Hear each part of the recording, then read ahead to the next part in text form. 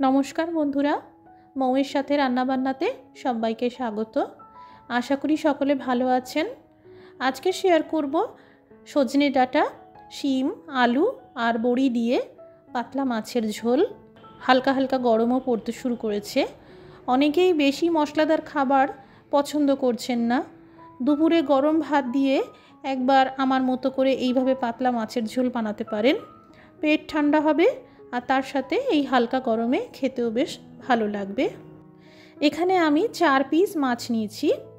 আপনারা রুই কাতলা যে কোনো মাছ দিয়েই করতে পারবেন। সামান্য লঙ্কার গুঁড়ো, হলুদ গুঁড়ো আর লবণ ছড়িয়ে মাছের পিসগুলোতে ভালো করে মাখিয়ে নেব। আপাতত এইভাবে 5 মিনিট থাকুক। কড়াইতে সরষের তেল দিয়ে দিলাম। তেল বেশ ভালো মতন গরম হয়ে গেলে মাছের পিসগুলোকে একে একে দিয়ে দিলাম। जोर आँच रेखेई लालचे करे भेजे नेब। माछेर पिसगुलो भेजे नेওয়ার पर एबार एकटा प्लेटे तुले निलाम और जे एक्सट्रा तेल रयेछे सेटा सरिये देब। आमी एतटा तेले रान्ना करब ना। एबार सब सब्जीगुलो एकसाथे भेजे नेब। एखाने आलू सिम और सजने डाटा नियेछि। आपनादेर इচ্ছে होले प्रत्येकटा सब्जी आलादा करेও भेजे निते पारेन। যতক্ষণে सब्जी भाजा হচ্ছে এদিকে একটা মশলা বানিয়ে নেব। 2 চামচ আদা বাটা দিয়ে দিলাম, সামান্য হলুদ গুঁড়ো দিয়ে দিলাম, সামান্য লঙ্কার গুঁড়ো দিয়ে দিলাম। যারা ঝাল অপছন্দ করেন এই লঙ্কার গুঁড়ো দেবেন না। সামান্য লবণ দিয়ে দিলাম, 1 চামচ জিরের গুঁড়ো দিয়ে দিলাম, গরম মশলার গুঁড়ো দিয়ে দিলাম। সামান্য জল দিয়ে একটা পেস্ট মতন তৈরি করে নেব। 2-3 মিনিট মতন এইভাবেই ভিজিয়ে রেখে দেব। সবজি ভাজা হয়ে গেছে। এবার অবশিষ্ট তেলে ডালের বড়িগুলোকেও ভেজে নেব।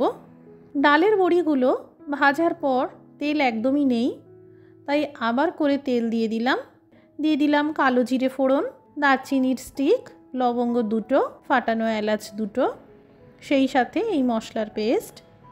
কম আঁচে নাড়াচাড়া করে ভাজতে থাকব। তেজপাতাটা দিতে ভুলে গিয়েছিলাম, তাই এখন দিয়ে দিলাম।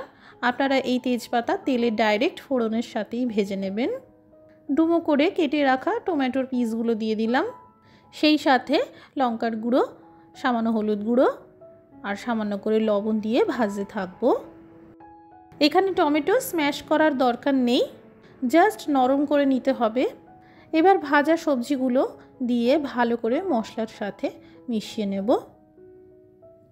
আর এই পর্যায়ে দিয়ে দিলাম আধা চা চামচ চিনি। এই চিনি দিলে স্বাদটা আরও ভালো হবে।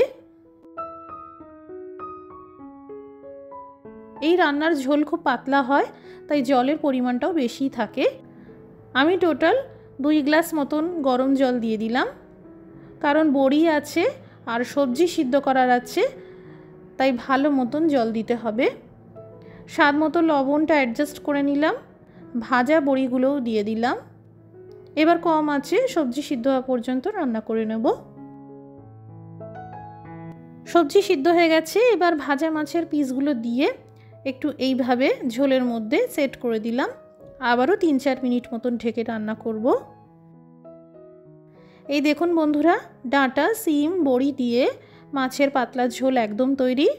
সকল দর্শক বন্ধুদের কাছে অনুরোধ করব আপনারা সাবস্ক্রাইব করার সাথে সাথে বেল নোটিফিকেশনটা অন করে রাখবেন। আজকের রেসিপিটি ভালো লেগে থাকলে শেয়ার করে দেওয়ার জন্য অনুরোধ রইল। সবাই ভালো থাকবেন, সুস্থ থাকবেন। Thank you for watching.